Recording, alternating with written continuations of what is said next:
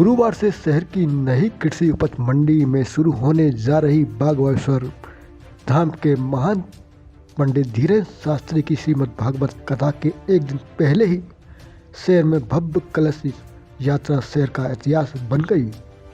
श्री तारावाले बालाजी मंदिर से शुरू हुई कलश यात्रा में पूरे रास्ते भर श्रद्धालुओं की संख्या बस देखते ही बनती थी।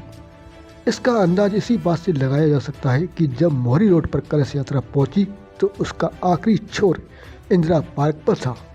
पूरा शहर मानो इस कलश यात्रा का स्वागत करने के लिए उमड़ पड़ा हो।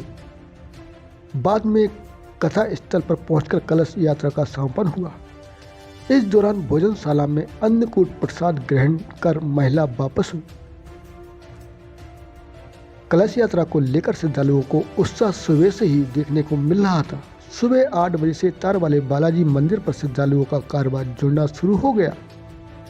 कलश यात्रा के शुभारंभ का समय आयोजन समिति श्री तारावाले बालाजी भक्त मंडल द्वारा 12 बजे निर्धारित किया गया था, लेकिन जब 11:30 बजे तक शुभारंभ स्थल पर जन समूह उमड़ा तो निर्धारित समय से पहले ही कलश यात्रा प्रारंभ करना पड़ी। कलश यात्रा में सबसे आगे डीजे की धुन पर बच्चे नाचते हुए चल रहे थे, तो उसके पीछे घोड़े पर कन्या ध्वज पताका लेकर बैठी हुई थी। इसके बाद आरोन का बैंड दिव्य घोष करते हुए अनुशासन में चलता हुआ नजर आ रहा था।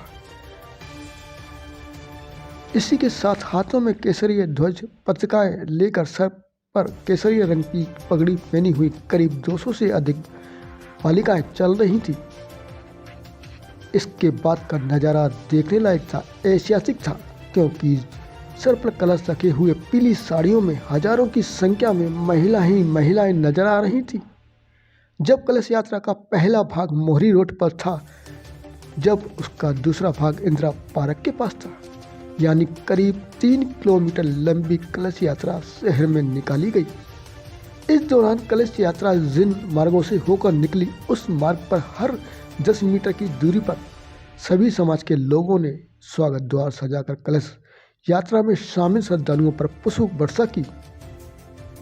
कलश यात्रा की पूरे रास्ते सत्यम आर्ट्स के बच्चे द्वारा जगह जगह रंगोली भी बनाई गई। आयोजन समिति के संयोजक विधायक जजपाल सिंह जज्जी पूरे रास्ते व्यवस्था बनाते हुए नजर आए। वहीं उनके कंधे पे हनुमान रूपी बालक बैठा हुआ था। आयोजन समिति की टीम और वॉलंटियर भी व्यवस्थाएं बनाते नजर आए।